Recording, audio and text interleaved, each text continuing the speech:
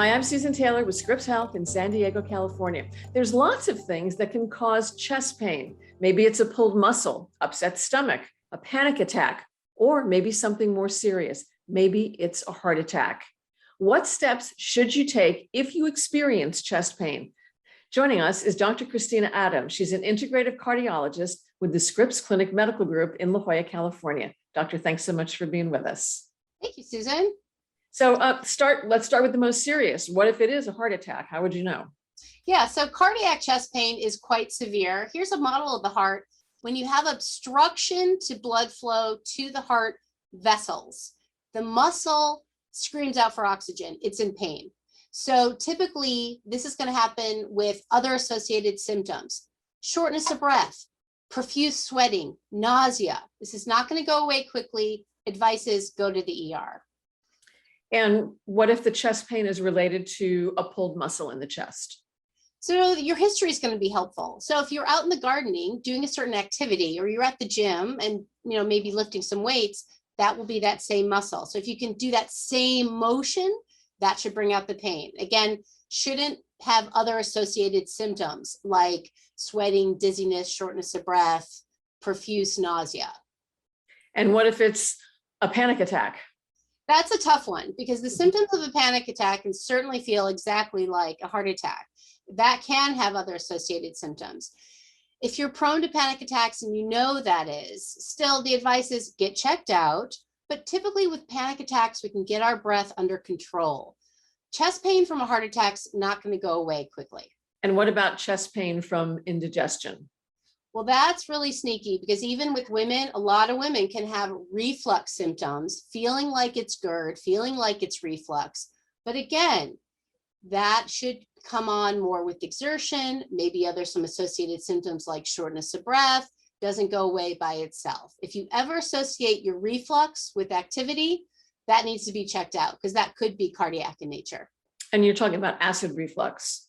Yeah, so, it may feel like it's in the epigastric area right under the rib cage. You may think it's coming from your gut, but that is a very common referred area that may be coming from the heart. Again, when in doubt, always have it checked out. But cardiac chest pain is typically going to come on more with activity, with exertion. And it's not intermittent. It's not, every couple of weeks. That comes with us more and more. And who is most at risk for this chest pain?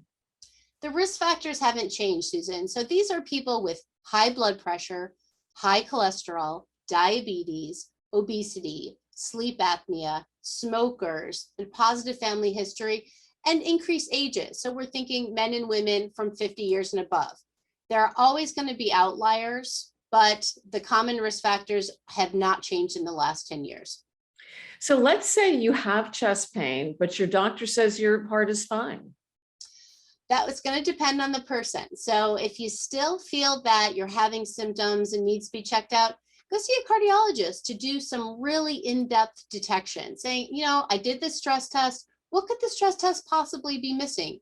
Or maybe it's a different type of chest pain still coming from the heart, such as some chronic inflammation around the heart sac called pericarditis. That's a possibility as well. Inflammation of the heart muscle can happen. That's myocarditis. Lots of other things that could be chest pain actually coming from the heart that isn't necessarily a heart attack. And what is angina? So angina is the word that we describe lack of blood flow to the heart muscle resulting in symptoms. So we'll say, what is your anginal equivalent? For some people, that's chest pain. Other people, it's shortness of breath.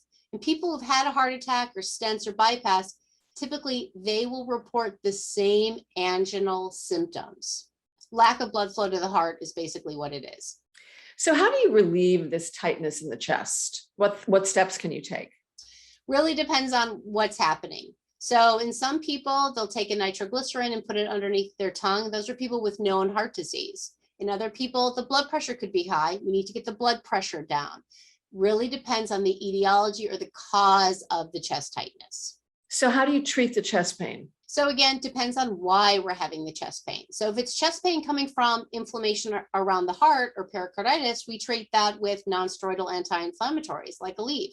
If it's chest pain because you've got poor blood flow to the heart, that can be treated with stents, bypass, or simply medications.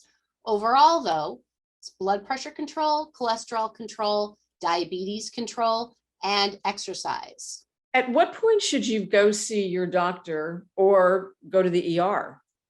That's a great question. So if this is new chest pain, you've never experienced it before, you're not sure what it is, it's not going away within seconds, and you have other symptoms, go right to the ER.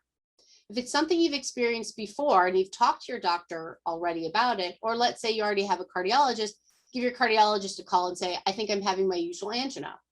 When in doubt, ER is the best bet because it's always best to get checked out at the time you're actually having symptoms. Any final thoughts, doctor?